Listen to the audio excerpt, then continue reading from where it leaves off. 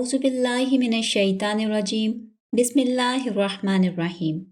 اللہم طہر قلبی من نفاق وعملی من ریاء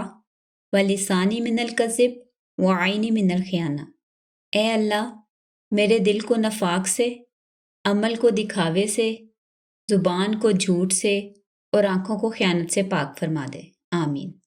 آج کی ہماری صورت ہے سورہ فتح۔ یہ قرآن پاک کی صورت نمبر 48 ہے، مدنی صورت ہے اور اس کی ٹوٹل 29 آیات ہیں۔ اس کا نام اس کی پہلی آیت میں سے لیا گیا ہے، اِنَّا فَتَحْنَا لَكَ فَتْحًا مُبِينًا، اور فتح کا لفظی مطلب ہوتا ہے کھولنا، فیصلہ کرنا، فتح حاصل کرنا یا کامیابی۔ یہ بہت ہی زبردست صورت ہے اور میری فیوریٹ صورتوں میں سے ہے۔ اس کی ابتدا میں بھی بخشش کا ذکر ہے اور اس کا اختتام بھی مغفرت کے الفاظ پر ہوتا ہے، اور بالکل سینٹر میں یعنی آیت نمبر 14، کیونکہ اس کی 29 آیات ہیں تو آیت نمبر 14 جو ہے وہ سینٹر میں ہے بالکل، اور اس میں بھی الفاظ آتے ہیں یغفر لمن یشاء ویعذب من یشاء وکان اللہ غفور الرحیم، یعنی بالکل سینٹر میں بھی اللہ تعالیٰ کی مغفرت کی طرف اشارہ ہے اور اللہ تعالیٰ ہمیشہ سے بخشنے والے اور رحم کرنے والے ہیں۔ بیسیکلی اس صورت میں یہ حقیقت واضح کی گئی کہ اصل کامیابی اللہ کی مغفرت کا حصول ہے، اور یہی دین اسلام کا بنیادی مقصد بھی ہے کہ لوگ اللہ کی بخشش کے مستحق بن جائیں۔ صورت کے مضامین کے حوالے سے آیات کی ڈسٹریبیوشن پر ایک نظر ڈال لیتے ہیں۔ آیت نمبر 1 سے 7 تک صلح حدیبیہ کی مصلحت اور مقاصد بیان کیے گئے اور مومنوں پر انعامات اور مشرکوں اور کافروں کی گرفت کا ذکر ہے۔ آیت نمبر 8 سے 9 تک رسول صلی اللہ علیہ وآلہ وسلم کے اوصاف کا بیان ہے اور اللہ پر ایمان اور رسول صلی اللہ علیہ وآلہ وسلم کے احترام کی تلقین کی گئی۔ آیت نمبر 10 میں بیعت رضوان کا ذکر ہے۔ آیت نمبر 11 سے 16 تک جہاد سے پیچھے رہنے والوں کے عذر اور اللہ کی طرف سے ان پر پابندی کا ذکر کیا گیا۔ آیت نمبر 17 میں جہاد میں شریک نہ ہونے کے حقیقی عذر بیان کیے گئے۔ آیت نمبر 18 سے 26 تک بیعت رضوان میں شامل صحابہ پر اللہ تعالیٰ کے خاص انعامات کا ذکر ہے اور کافروں کے حوالے سے اللہ کا طریقہ بیان کیا گیا۔ پھر اس کے بعد آیت نمبر 27 میں نبی صلی اللہ علیہ وآلہ وسلم کے خواب کی سچائی، عمرے اور قریبی فتح کی خوشخبری دی گئی۔ آیت نمبر 28 سے 29 تک رسول صلی اللہ علیہ وآلہ وسلم کی بعثت کا اصل مقصد اور صحابہ کرام کے فضائل بیان کیے گئے۔ یہ صورت صلح حدیبیہ سے واپسی کے راستے میں نازل ہوئی تھی۔ اس حوالے سے اس کی تھوڑی سی بیک گراؤنڈ شیئر کر لیتی ہوں۔ غزوہ احزاب کے کچھ عرصہ بعد رسول صلی اللہ علیہ وآلہ وسلم نے خواب دیکھا کہ وہ صحابہ کرام کے ساتھ عمرہ ادا کر رہے ہیں، اور کیونکہ نبیوں کے خواب سچے ہوتے ہیں تو آپ صلی اللہ علیہ وآلہ وسلم نے صحابہ کرام سے اپنے خواب کا ذکر کیا اور پھر سب نے عمرہ کرنے کا ارادہ کیا، بلکہ مدینہ میں عام اعلان کروا دیا گیا کہ جو کوئی بھی عمرہ کرنے جانا چاہتا ہے تو وہ تیار ہو جائے۔ اس طرح تقریباً 1400 سے 1800 کے قریب صحابہ کرام مکہ جانے کے لیے ریڈی ہو گئے، کیونکہ یہ سب لوگ اس کی سعادت حاصل کرنا چاہتے تھے، اور اس میں سے جو مہاجر تھے وہ تو بیت اللہ کو بہت زیادہ مس کر رہے تھے، کیونکہ خانہ کعبہ کے اندر ایک الگ ہی اٹریکشن اور سکون ہے۔ لیکن ایک بات ذہن میں رہے کہ ابھی کچھ عرصہ پہلے ہی کافروں نے مسلمانوں کو صفحہ ہستی سے مٹانے کی کوشش میں مدینہ پر حملہ کیا تھا اور غزوہ احزاب سے ناکام لوٹے تھے، یعنی وہ کسی زخمی شیر کی طرح مسلمانوں کے خون کے پیاسے ہیں، اور ایسے حالات میں خود ان کے علاقے میں جانا خاص طور پر خطرے کا باعث ہے، یعنی کسی خطرے سے خالی نہیں ہے۔ ویسے بھی جب حج اور عمرے کی نیت سے سفر کرنا ہو تو ہتھیار وغیرہ ساتھ نہیں رکھ سکتے، مطلب یہ کافی رسکی کام تھا۔ یہی وجہ تھی کہ کچھ منافق جنہیں اپنی جان زیادہ عزیز تھی انہوں نے جانے کی حامی نہیں بھری۔ ان کا خیال تھا کہ یہ لوگ موت کے منہ میں جا رہے ہیں۔ خیر، رسول صلی اللہ علیہ وآلہ وسلم اور سچے مومن بہت خوش تھے کہ اللہ کی طرف سے اشارہ ملا ہے، اور ان لوگوں نے اپنا سفر شروع کر دیا۔ رستے میں رسول صلی اللہ علیہ وآلہ وسلم کو خبر ملی کہ مکہ والوں نے ایک دستہ خالد بن ولید جو ابھی مسلمان نہیں ہوئے تھے، انہی کافروں کے ایک سردار تھے، ان کی قیادت میں مسلمانوں پر حملے کے لیے روانہ کیا ہے۔ تو آپ صلی اللہ علیہ وآلہ وسلم نے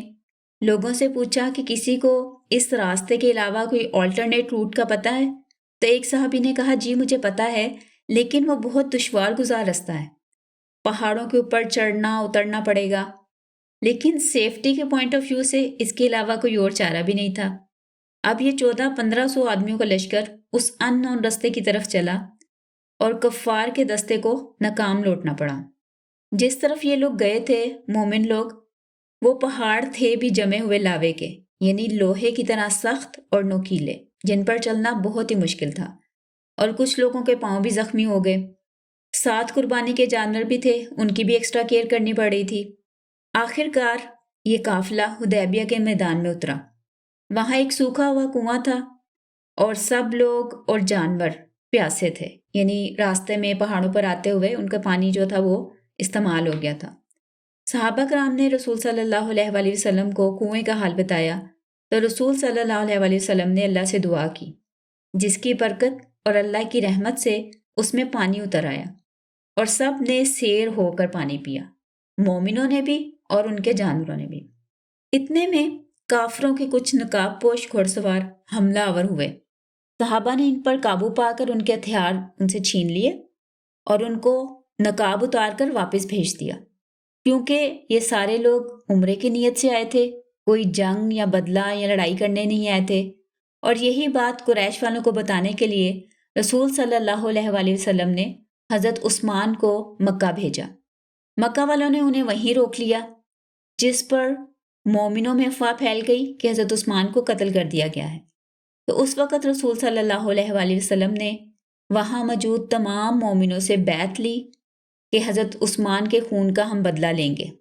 چاہے ہماری جانیں چلی جائیں، چاہے ہم لوگ سارے مارے جائیں، کیونکہ یہ لوگ اپنے کوئی ہتھیار وغیرہ تو ساتھ لے کر نہیں آئے تھے، جنگ کی نیت سے نہیں نکلے تھے،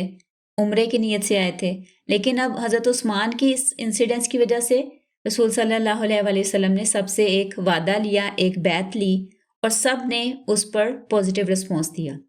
اتنی دیر میں حضرت عثمان واپس آتے دکھائی دیے، اور ساتھ میں کچھ کافر سردار بھی تھے۔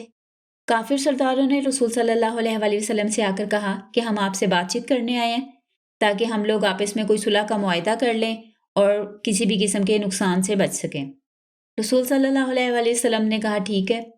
اب انہوں نے جو معاہدے کی شرائط بتائیں وہ کافی عجیب سی تھیں، یعنی جیسے کہ اس دفعہ آپ لوگ عمرہ نہیں کریں گے، واپس چلے جائیں گے اسی طرح، اور اگلی دفعہ آئیں گے اگلے سال، پھر ہم آپ کو اجازت دیں گے عمرہ کرنے کی۔ دوسری شرط یہ تھی کہ 10 سال کے لیے جنگ بندی ہوگی، یعنی نہ آپ لوگ جنگ کریں گے نہ ہم لوگ کریں گے، انیشیٹ کریں گے۔ تیسرا انہوں نے یہ کہا کہ باقی ارد گرد کے جو قبائل ہیں ان کو آزادی ہوگی کہ وہ چاہے کافروں کا ساتھ دیں یا مسلمانوں کے ساتھ شامل ہو جائیں۔ ایک شرط یہ تھی کہ اگر کوئی مکہ کا آدمی اسلام قبول کر کے مدینہ چلا جائے تو اس کو مکہ واپس کر دیا جائے گا، اور اگر مدینہ سے کوئی بندہ مرتد ہو کے مکہ آ جائے تو اسے ہم واپس نہیں کریں گے۔ یعنی اس صلح کی ساری شرائط بہت ہی عجیب تھیں اور مسلمانوں کے موسٹلی خلاف تھیں، لیکن حضور صلی اللہ علیہ وآلہ وسلم نے اللہ کے حکم سے اور ایک مصلحت کے تحت ان کی باتیں قبول کی کہ اچھا چلو ٹھیک ہے۔ اور پھر کہا گیا کہ اس صلح کی جو باتیں ہم لوگوں نے آپس میں طے کی ہیں اس کو ہم لکھ لیتے ہیں تاکہ آپ کے پاس بھی ایک پروف ہو اور ہمارے پاس بھی ہو۔ اب حضور صلی اللہ علیہ وآلہ وسلم کو لکھنا نہیں آتا تھا تو حضرت علی سے انہوں نے کہا کہ اچھا تم لکھ دو۔ تو سب سے اوپر لکھا گیا، یعنی اس کی ہیڈنگ معاہدے کی، کہ قریش اور محمد رسول اللہ صلی اللہ علیہ وآلہ وسلم کے درمیان معاہدہ۔ تو مکہ کے جو قریش کے سردار آئے ہوئے تھے انہوں نے کہا، اس چیز پر آبجیکشن کی کہ اگر ہم رسول اللہ کو مان لیں تو پھر ہماری تو آپ کی کوئی دشمنی نہیں رہ جاتی، تو ہم نہیں مانتے کہ آپ اللہ کے رسول ہیں، آپ لکھیں کہ قریش اور محمد بن عبداللہ کے تحت، مطلب ان کے درمیان یہ معاہدہ ہو رہا ہے۔ تو رسول صلی اللہ علیہ وسلم مسکرائے اور کہا کہ اللہ کا رسول تو میں ہوں، اگر تم لوگ مانو یا نہ مانو اس سے کوئی فرق نہیں پڑتا۔ خیر، اصل میں رسول صلی اللہ علیہ وآلہ وسلم کسی قسم کے اختلاف سے ایوائڈ کرنا چاہ رہے تھے۔ تو آپ صلی اللہ علیہ وآلہ وسلم نے حضرت علی سے کہا کہ یہ جو رسول اللہ کا لفظ ہے نا اس کو کاٹ دیں۔ تو حضرت علی نے کہا کہ نہیں، میں نہیں یہ کر سکتا، آپ اللہ کے رسول ہیں اور میں اس بات کو جو ہے نا وہ کٹ نہیں کر سکتا۔ تو رسول صلی اللہ علیہ وسلم نے کہا اچھا مجھے بتاؤ کہاں لکھا ہوا ہے، میں خود کاٹ لیتا ہوں۔ اور پھر حضور صلی اللہ علیہ وسلم نے قلم پکڑ کے خود اس حصے کو کاٹا اور حضرت علی سے کہا کہ یہاں پہ لکھ دو محمد بن عبداللہ، یعنی حضرت علی اس چیز سے کافی ہرٹ ہوئے۔ اس کے بعد حضرت عمر بھی اس چیز کو برداشت نہیں کر سکے، انہوں نے رسول صلی اللہ علیہ وسلم سے سوال کیا کیا ہم حق پر نہیں ہیں؟ رسول صلی اللہ علیہ وسلم نے کہا کہ ہاں ہم حق پر ہیں۔ پھر انہوں نے کہا آپ اللہ کے رسول نہیں ہیں؟ حضور صلی اللہ علیہ وسلم نے کہا کہ ہاں میں اللہ کا رسول ہوں۔ تو حضرت عمر نے کہا تو پھر ہم کیوں اتنا دب کے ان سے صلح کر رہے ہیں؟ اور کیا آپ نے خواب نہیں دیکھا تھا کہ ہم عمرہ کر کے جائیں گے اور اب آپ اس شرط پر ایگری کر رہے ہیں کہ ہم بغیر عمرے کے واپس چلے جائیں؟ تو حضور صلی اللہ علیہ وسلم نے کہا کہ ہاں میں نے خواب تو دیکھا تھا، لیکن یہ ضروری نہیں ہے کہ وہ اسی سال کا ہو خواب، ہو سکتا ہے وہ اگلے سال اللہ تعالیٰ کی طرف سے اشارہ تھا۔ تو حضرت ابو بکر صدیق نے حضرت عمر کو سمجھایا کہ وہ اللہ کے رسول ہیں اور وہ جو کچھ بھی کر رہے ہیں اللہ کے حکم کے مطابق ہی کر رہے ہیں، تو تم اپنے آپ کو کنٹرول کرو۔ ابھی اسی دوران میں ابو جندل جو تھا ایک مسلمان تھا اور اس کو کافر مکہ والے جو تھے کافی تکلیفیں پہنچا رہے تھے، اور یہ جو سہیل بن عمر تھا نا یہ اس کا بیٹا تھا، اور اس کے مطلب بیڑیاں اس کے ہاتھوں میں چڑھی ہوئی تھیں، پیروں میں بھی، اور اس کے جسم پر بہت زیادہ زخموں کے نشان تھے، یعنی بڑی تکلیف دہ حالت میں وہ کسی طرح چھٹ چھٹا کے یہاں تک آ جاتا ہے اور مسلمانوں سے کہتا ہے کہ مجھے ان کافروں کے عذاب سے، ان کی تکلیفوں سے بچاؤ۔ ابو جندل کو دیکھ کر کافر سردار اور خاص طور پر سہیل بن عمر کہتے ہیں کہ ہمارے درمیان معاہدہ ہو چکا ہے کہ اگر مکہ سے کوئی بندہ آپ لوگوں کی طرف جائے گا تو آپ کو واپس کرنا پڑے گا، اور یہ سب سے پہلا اس کا ثبوت ہے کہ ابو جندل کو واپس کریں۔ حضور صلی اللہ علیہ وسلم نے کہا کہ ابھی ویسے ہم نے لکھا تو نہیں ہے، لیکن کیونکہ بات ہو گئی ہے تو اس لیے پھر اب ہمیں یہ شرائط پوری کرنی پڑیں گی۔ تو ابو جندل سے حضور صلی اللہ علیہ وسلم نے کہا کہ تم صبر کرو، اور اس حالت کو دیکھ کر سارے مسلمان اتنے زیادہ پریشان تھے، اتنے زیادہ ڈسٹرب تھے کہ مطلب ہمارے سامنے ہمارے ایک بھائی کے اوپر اتنا ظلم ہوا ہے اور اس کو ہم واپس دوبارہ انہی کافروں کے حوالے کر رہے ہیں، یہ کس طرح کا انصاف ہے؟ تو سارے لوگ نا بڑے ڈسٹرب سائیکولوجیکلی اور یعنی ایموشنلی پریشان تھے۔ خیر حضور صلی اللہ علیہ وسلم نے مصلحت کے تحت صلح کو جتنی بھی شرائط تھی ان کو قبول کیا اور فائنل کر کے کافر سردار جو تھے وہ واپس چلے گئے۔ سرداروں کے جانے کے بعد رسول صلی اللہ علیہ وآلہ وسلم نے اعلان کیا کہ سب لوگ اپنے احرام اتار دیں اور اپنے جانوروں کو یہیں پہ ذبح کر دیں، ہم اس سال عمرہ نہیں کریں گے، ہم اگلے سال آئیں گے۔ لیکن صحابہ کرام سارے اتنے ڈسٹرب تھے، یعنی اتنا ان کے اندر وہ غصہ تھا، اتنا ان کو پریشانی تھی کہ سب کیا ہو رہا ہے، کہ کسی نے کوئی رسپانس نہیں کیا،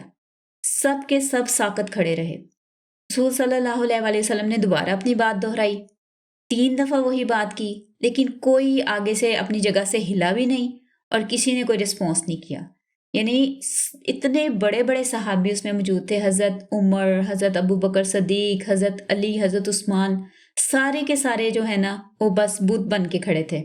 یعنی ان کے اندر اتنی غصہ، اتنی ایموشنلی وہ ڈسٹرب تھے کہ مطلب وہ ان کو سمجھ نہیں آئی تھی کہ وہ کیا کریں۔ حضور صلی اللہ علیہ وسلم بھی پریشان ہو گئے کیونکہ یہ ان کی زندگی کا واحد موقع تھا کہ وہ کوئی حکم دے رہے ہیں اور آگے سے کوئی بندہ، کوئی مومن کوئی رسپانس ہی نہیں کر رہا، اور نہ اس کے مطابق کوئی اٹھا، نہ کسی نے عمل کرنے کی کوشش کی۔ حضور صلی اللہ علیہ وسلم بھی بہت زیادہ ڈسٹرب ہوئے اور واپس اپنے خیمے میں آ گئے۔ واپس آ کر ام المومنین کو بتایا کہ پتہ نہیں یہ لوگ میری بات ہی نہیں سن رہے اور سب ایسے پتھر بنے ہوئے ہیں۔ تو ام المومنین نے مشورہ دیا کہ آپ پریشان نہ ہو، سارے بہت ڈسٹرب ہیں، جو کچھ بھی مطلب یہاں پہ ہوا اور جو کچھ انہوں نے دیکھا، اور مطلب آپ ایسا کریں کہ آپ جا کر خود اپنا احرام اتار دیں، اپنا حلق کروا لیں اور اپنا جانور ذبح کر دیں، اور جب وہ آپ کو یہ سارا کچھ کرتے ہوئے دیکھیں گے تو وہ بھی آپ کے پیچھے جو ہے اس کی پیروی کریں گے۔ اور پھر وہی ہوا کہ صحابہ کرام نے جب رسول صلی اللہ علیہ وآلہ وسلم کو دیکھا کہ انہوں نے اپنا احرام اتار دیا ہے اور اپنا جانور بھی ذبح کر دیا ہے، تو سب صحابہ نے بھی حضور صلی اللہ علیہ وآلہ وسلم کو فالو کیا۔ اس کے بعد اسی پریشانی اور دل برداشتہ حالت میں ان لوگوں نے واپسی کا سفر شروع کیا۔ واپسی کے راستے میں حضرت عمر کو اپنی باتیں یاد آئیں کہ میں نے کس طرح رسول صلی اللہ علیہ وآلہ وسلم سے بدتمیزی کی اور سوال جواب کیا، تو انہوں نے سوچا کہ میں حضور صلی اللہ علیہ وآلہ وسلم سے سوری کرتا ہوں۔ تو وہ اپنے اونٹ کو حضور صلی اللہ علیہ وآلہ وسلم کی سواری کے پاس لے کر گئے اور جا کے کہا یا رسول اللہ۔ تو حضور صلی اللہ علیہ وآلہ وسلم نے ان کی بات کا کوئی جواب نہیں دیا۔ پھر دوبارہ انہوں نے آواز دی یا رسول اللہ، رسول صلی اللہ علیہ وسلم نے منہ دوسری طرف کر لیا۔ تیسری دفعہ حضرت عمر نے دوبارہ کوشش کی لیکن کوئی جواب نہیں آیا۔ تو حضرت عمر جو تھے نا وہ ایک دم سے بہت ڈسہارٹ ہوئے، پریشان ہوئے کہ بس اب تو میری خیر نہیں، رسول صلی اللہ علیہ وسلم میرے سے ناراض ہو گئے ہیں تو اب اللہ تعالیٰ بھی میرے سے ناراض ہو جائیں گے۔ خیر ہی اپنا اونٹ جو تھا اس کی رفتار انہوں نے آہستہ کر دی، بہت پیچھے، جیسے بندہ مایوس سا ہو جاتا ہے نا۔ پھر اس کے بعد سفر کرتے کرتے رات کا ٹائم ہوا، ایک جگہ پر یعنی خیمے وغیرہ لگائے، تو ایک بندے نے آ کر حضرت عمر سے کہا کہ تمہیں رسول صلی اللہ علیہ وآلہ وسلم بلا رہے ہیں۔ تو حضرت عمر کہتے ہیں کہ میری تو جان ہی نکل گئی کہ بس اب میرے خلاف کچھ آیات آ گئی ہیں عذاب کی اور حضور صلی اللہ علیہ وآلہ وسلم پر نازل ہوئی ہیں اور وہ مجھے بتائیں گے۔ کہتے ہیں میں ڈرتا ہوا، کانپتا ہوا رسول صلی اللہ علیہ وآلہ وسلم کے خیمے میں پہنچا تو حضور صلی اللہ علیہ وآلہ وسلم کا چہرہ چوندوی کے چاند کی طرح جگمگا رہا تھا اور وہ مسکرا رہے تھے، اور انہوں نے مجھے دیکھ کر کہا کہ عمر آؤ، اللہ تعالیٰ کی طرف سے آیات نازل ہوئی ہیں۔ کہتے میں اتنا ڈرا ہوا تھا، لیکن جب حضور صلی اللہ علیہ وآلہ وسلم پر چہرے پر وہ نور اور ان کے مسکراتا ہوا چہرہ دیکھا تو مجھے تھوڑا سکون ہوا۔ پھر اس کے بعد حضور صلی اللہ علیہ وآلہ وسلم نے پوری سورہ فتح یعنی پوری 29 آیات اسی وقت نازل ہوئی تھیں، اور سب سے پہلے حضور صلی اللہ علیہ وآلہ وسلم نے حضرت عمر کو سنائی، پوری سورت تلاوت کر دی، اور حضرت عمر جو تھے وہ سورت کی پہلی آیت میں ہی اٹکے رہے۔ یہ پہلی آیت میں تھا انا فتحنا لک فتحا مبینا، کہ بے شک ہم نے آپ کے لیے بہت واضح کامیابی جو ہے وہ آپ کو عطا کی ہے۔ تو حضرت عمر پوری سورت کی تلاوت سننے کے بعد پوچھتے ہیں اب فتح ہوا، کیا یہ کامیابی ہے؟ تو حضور صلی اللہ علیہ وسلم نے کہا کہ ہاں۔ تو اس پر حضرت عمر کہتے ہیں کہ مجھے ایک دم سے دل میں اتنا سکون ملا، یعنی اللہ تعالیٰ کی طرف سے وہ جیسے قرآن کی آیات کا اثر ہوتا ہے نا، کہتے اس کے بعد میں ریلیکس ہو گیا، پھر مجھے کوئی ٹینشن کوئی مسئلہ نہیں تھا، پھر میں واپس گیا اپنے خیمے میں اور سارا کچھ سیٹل ڈاؤن ہو گیا۔ تو یہ تھی اس صورت کی تھوڑی سی بیک گراؤنڈ۔ آئیں اب اس کے مضامین کا تفصیلی جائزہ لے لیتے ہیں۔ اس صورت کا آغاز کھلی فتح کی خوشخبری سے ہوتا ہے، اور اگلی آیات میں اس فتح کے اصل مقاصد کی وضاحت ہے، اور یہاں پر 4 بنیادی وجوہات بتائیں گئی۔ نمبر 1، تاکہ اللہ تعالیٰ آپ کی اگلی پچھلی تمام لغزشیں معاف فرما دے۔ نمبر 2، اور آپ پر اپنی نعمت پوری کر دے۔ نمبر 3، اور آپ کو سیدھے راستے کی رہنمائی عطا فرمائے۔ نمبر 4، اور آپ کی زبردست مدد فرمائے۔ اور ساتھ ہی مومنوں کے حوالے سے بھی 4 انعامات کا تذکرہ ہے۔ پہلا انعام کہ وہی ہے ذات جس نے مومنوں کے دلوں کو سکینت سے بھر دیا۔ نمبر 2، تاکہ ان کے ایمان میں مزید اضافہ ہو، یعنی اس واقعے کے بعد مومنوں کا ایمان جو تھا وہ پہلے سے بہت گنا زیادہ بڑھ گیا تھا۔ نمبر 3، اور وہ انہیں ایسے باغات میں داخل کر دے جن کے نیچے نہریں بہتی ہیں، جس میں وہ ہمیشہ رہیں گے۔ اور نمبر 4، تاکہ اللہ ان سے ان کی برائیاں دور کر دے، یعنی جو غلطیاں کوتاہیاں ان سے ہوئی ہیں ان کو مٹا دے۔ اس کے بعد منافقوں، مشرکوں اور بدگمانی کرنے والوں کے متعلق عذاب کی وعید دی گئی،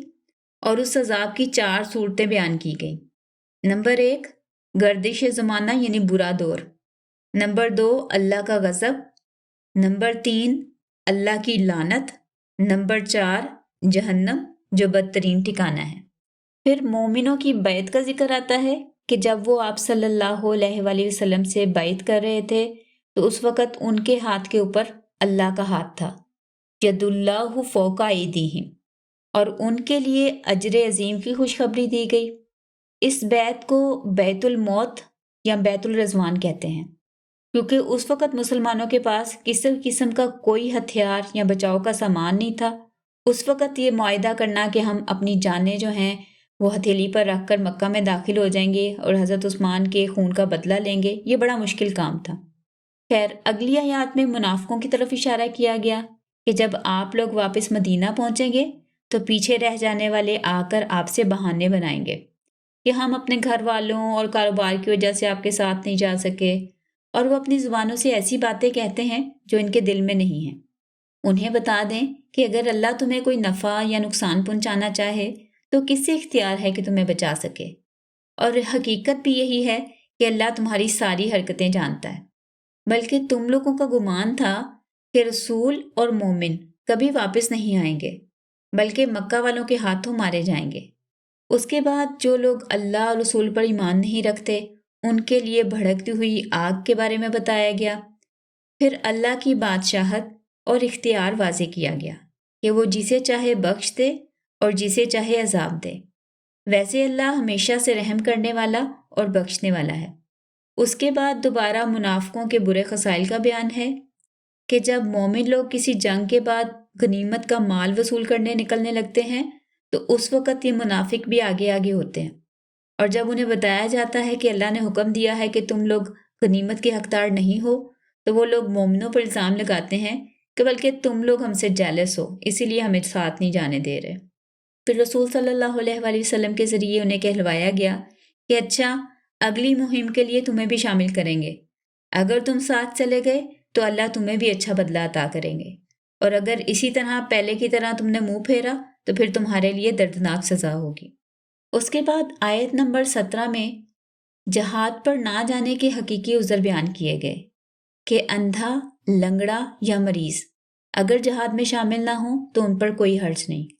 جو اللہ اور رسول کی اطاعت پر کاربند رہے گا اللہ اسے جنت میں داخل کریں گے۔ اگلی آیات میں دوبارہ بیت رضوان کے حوالے سے مومنوں کو خوشخبریاں دی گئیں۔ اس میں پہلی خوشخبری تھی کہ اللہ نے ان پر سکینت نازل کی،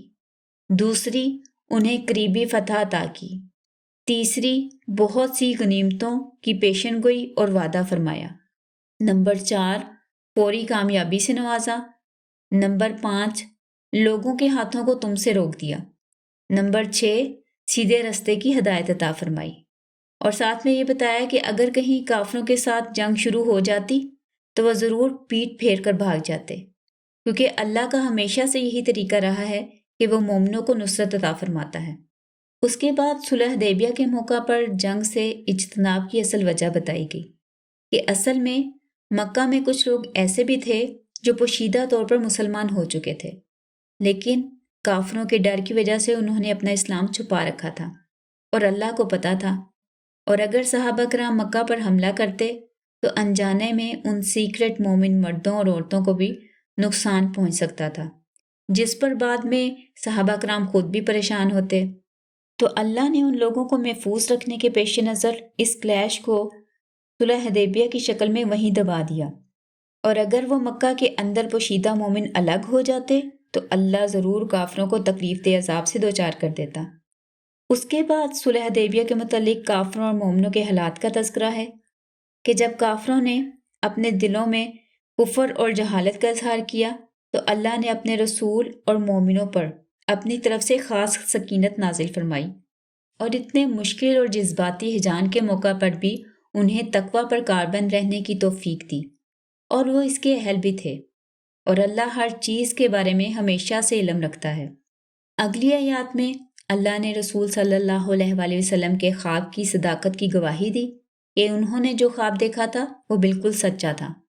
تم لوگ ضرور بالضرور امن و امان کے ساتھ مسجد حرام میں داخل ہوگے اور عمرہ بھی کمپلیٹ کرو گے، یعنی اپنے سر حلق کرواؤ گے، اور اللہ سبحانہ تعالیٰ وہ باتیں جانتے ہیں جو تم نہیں جان سکتے۔ اس نے اپنے رسول کو ہدایت اور دین حق دے کر بھیجا ہے تاکہ اسے تمام ادیان پر غالب کر دے، اور اللہ ہر چیز پر گواہ کافی ہے۔ اس کے بعد سورت کی آخری آیت ہے جو کافی طویل ہے۔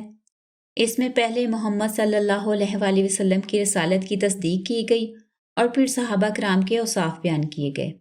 کہ وہ کافروں پر سخت اور آپس میں رحم کرنے والے ہوتے ہیں، اور زیادہ تر رکوع اور سجدے کی حالت میں رہتے ہیں، یعنی عبادت میں مصروف، اپنے رب کے فضل اور رضا کے متلاشی۔ ان کے چہروں پر سجدے کی کثرت کے آثار نمایاں ہوتے ہیں، اور ایسے ہی لوگوں کی مثال تورات اور انجیل میں بھی ہے۔ پھر ایک ضرب المثل کے ذریعے مسلمانوں کے گروہ کی مختلف ادوار کو ایک پودے کے اگنے کے پروسیس سے ایکسپلین کیا گیا کہ جیسے کونپل پھوٹتی ہے، پھر وہ مضبوط ہو کر لپٹ کر اوپر کو اٹھتی ہے اور مزید مضبوط ہوتی ہے، اور جب فصل کھڑی ہوتی ہے تو کسان اسے دیکھ کر خوش ہوتا ہے اور کافر اسے دیکھ کر غضبناک ہوتے ہیں۔ یہاں پہ فصل جو ہے صحابہ کرام کے بارے میں اشارہ کیا گیا، اور اصل میں رسول صلی اللہ علیہ وآلہ وسلم کی حیثیت ایک کسان جیسی ہے جس نے توحید کا بیج صحابہ کرام کے دلوں میں بویا اور پھر لگاتار قرآن کے پانی سے ان کی نشو و نما کی۔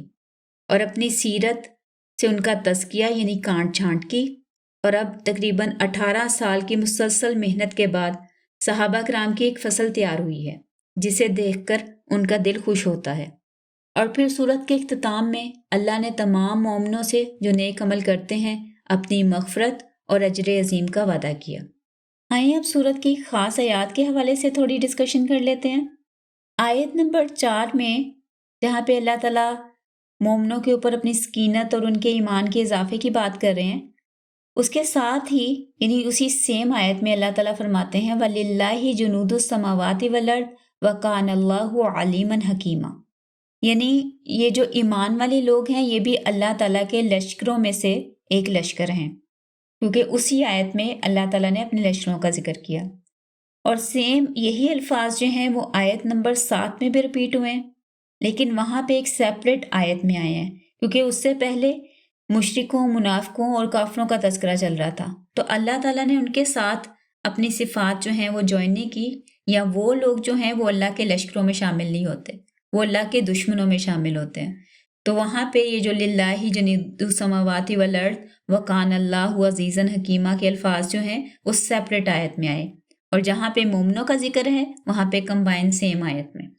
اس کے بعد آیت نمبر 8 اور 9 میں رسول صلی اللہ علیہ وآلہ وسلم کے حوالے سے اللہ تعالیٰ نے فرمایا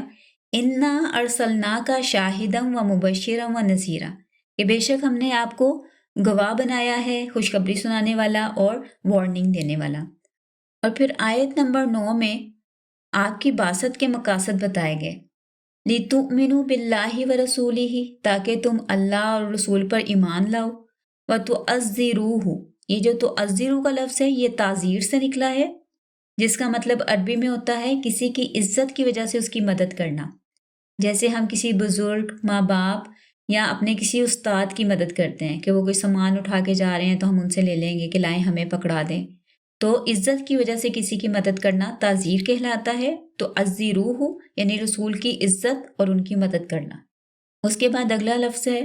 وَتُوَقِّرُوهُ، توقیر کا لفظ جو ہے توقیر سے نکلا ہے، جس کا مطلب ہوتا ہے کسی کا روب محسوس کرنا، یعنی کسی کی بہت زیادہ دل میں کہتے ہیں نا ہیبت فیل کرنا، کہ کسی کی موجودگی کی وجہ سے آپ کے اندر اس طرح کی فیلنگ ہو کہ ہاں یہ میرے ساتھ ہے، یہ اس وقت یہاں موجود ہے اور آپ کوئی بات نہ کر سکیں، مطلب ایکسٹرا رسپیکٹ، جیسے کسی کا وقار کا لفظ بھی اسی سے نکلا ہے۔ پھر اس کے بعد آگے الفاظ ہیں وَتُسَبِّحُوهُ، اب یہ تسبیح جو ہے یہ اللہ تعالیٰ سے ریلیٹڈ ہے، یعنی اللہ کی پاکی بیان کرو، بکرتم واسیلہ، صبح اور شام، یعنی یہ 4 مقاصد بتائے گئے حضور صلی اللہ علیہ وآلہ وسلم کی بعثت کے۔ اس کے بعد آیت نمبر 10 میں الفاظ آتے ہیں ان الذین یبایعونک انما یبایعون اللہ، کہ جو لوگ آپ صلی اللہ علیہ وآلہ وسلم سے بیعت کر رہے ہیں حقیقت میں وہ اللہ سے بیعت کر رہے ہیں، ید اللہ فوق ایدیہم، اللہ کا ہاتھ ہے ان کے ہاتھوں کے اوپر۔ پھر اس کے بعد آیت نمبر 24 میں اللہ تعالیٰ بتا رہے ہیں وَهُوَ الَّذِي كَفَّ أَيْدِيَهُمْ عَنْكُمْ وَأَيْدِيَكُمْ عَنْهُمْ بِبَطْنِ مکہ، کہ وہ اللہ ہی کی ذات ہے جس نے مکہ کے پاس تمہارے ہاتھ ان سے اور ان کے ہاتھ تم سے روک دیے، من بعد ان اظفرکم علیہم، اس کے بعد بھی کہ تم لوگوں کا اپر ہینڈ آ گیا تھا ان پر، یعنی جیسے انہوں نے ان کے گھڑ سواروں کو بے نقاب کر کے واپس بھیج دیا، تو مطلب ان کے پاس زیادہ وہ کنٹرول یا ان کا ہاتھ اوپر تھا۔ وَقَانَ اللَّهُ بِمَا تَعْمَلُونَ بَصِيرًا، اور اللہ تعالیٰ وہ سارا کچھ دیکھ رہے تھے جو کچھ تم کر رہے تھے۔ اور پھر اللہ تعالیٰ نے کافروں کے حوالے سے کہا هُمُ الَّذِينَ كَفَرُوا وَصَدُّوكُمْ عَنِ الْمَسْجِدِ الْحَرَامِ وَهَدْيَ مَعْكُوفًا، کہ یہ کافر لوگ وہی تھے جنہوں نے تمہیں مسجد حرام سے روکا اور جو قربانی تھی وہ بھی رکی رہی کہ وہ اپنی جگہ پہ پہنچتی۔ اور پھر اللہ تعالیٰ نے اس کی وجہ بتائی وَلَوْلَا رِجَالٌ مُؤْمِنُونَ وَنِسَاءٌ مُؤْمِنَاتٌ، کہ اگر مومن مرد اور مومن عورتیں نہ ہوتیں، لم تعلموہم، جن کو تم نہیں جانتے، ان تطعوہم، کہ تم ان کو رون ڈالتے، ان کو کچل دیتے، فتصیبکم منہم معرہ بغیر علم، اور انجانے میں پھر تم بعد میں اس بات پر پچھتاتے۔ لیدخل اللہ فی رحمتہ من یشاء، اور اللہ جسے چاہتا ہے اپنی رحمت میں داخل کر لیتا ہے، یعنی اسلام کی نعمت جو ہے اسے عطا کرتا ہے۔ لو تزیلوا، اگر یہ لوگ علیحدہ ہو جاتے، لَعَذَّبَنَّ الَّذِينَ كَفَرُوا مِنْهُمْ عَذَابًا أَلِيمًا، تو ہم ضرور جو کافر لوگ ہیں ان کو دردناک عذاب دے دیتے۔ اور پھر آخر میں آیت نمبر 29، تھوڑی طویل آیت ہے لیکن بہت ہی زبردست ہے۔ اس میں سب سے پہلے محمد صلی اللہ علیہ وآلہ وسلم کی رسالت کی تصدیق کی گئی، محمد الرسول اللہ، کہ محمد صلی اللہ علیہ وسلم جو ہیں وہ اللہ کے رسول ہیں حقیقت میں۔ اور پھر اس کے بعد صحابہ کرام کے تقریباً 6 اوصاف جو ہیں وہ یہاں پہ بیان کیے گئے۔ نمبر 1، کفار پر سخت۔ نمبر 2، آپس میں رحم، یعنی آپس میں ایک دوسرے کے ساتھ نرم سلوک کرتے ہیں۔ نمبر 3، رکوع اور سجدے کی حالت میں رہتے ہیں۔ نمبر 4، اللہ کا فضل تلاش کرتے ہیں۔ نمبر 5، اللہ کا رضا جو ہے اس کے متلاشی رہتے ہیں۔ اور نمبر 6، ان کے چہروں پر زیادہ کثرت کے سجدوں کے جو ہیں وہ آثار نمایاں ہوتے ہیں۔ اور ایسے ہی لوگ جو ہیں وہ تورات میں بھی نیک لوگوں کی یہی صفات ہیں اور انجیل میں بھی ایسی ہیں۔ اور یہ سارے جو ہیں یہ ایک کھیتی کی طرح ہیں، ایک فصل کی طرح، کہ جس طرح فصل پہلے پودا ہوتا ہے، چھوٹے چھوٹے اس کے پتے نکلتے ہیں، پھر اس کے بعد اس کا تنا اوپر کو اٹھتا ہے اور پھر وہ اسٹرانگ ہو جاتا ہے، موٹا ہو جاتا ہے۔ تو بالکل اسی طرح صحابہ کرام بھی پہلے تھوڑے سے تھے، پھر اب اس کے بعد یہ تھوڑے زیادہ ہوئے ہیں، اب یہ اسٹرانگ ہو گئے ہیں، ان کا ایمان بھی مضبوط ہو گیا۔ تو ان کو دیکھ کر جو زراع کہتے ہیں کسان کو، زراعت کرنے والا، تو یہاں پہ مراد ہے رسول صلی اللہ علیہ وآلہ وسلم، وہ ان سے خوش ہوتے ہیں۔ اور جو ان کو دیکھ دیکھ کے کفار جو ہیں ان کو غصہ آتا ہے، یعنی وہ کڑتے ہیں۔ اور پھر آخر میں اللہ تعالیٰ کی طرف سے وعدہ ہے، وَعَدَ اللَّهُ الَّذِينَ آمَنُوا وَعَمِلُوا الصَّالِحَاتِ مِنْهُمْ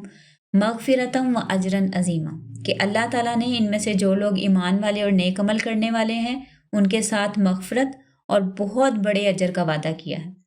تو اس کے ساتھ ہی ہماری سورت فتح جو ہے وہ کمپلیٹ ہوتی ہے، فنش کرتے ہیں۔ سبحانک اللہم و بحمدک، نشہد ان لا الہ الا انت ونستغفرک ونتوب الیک۔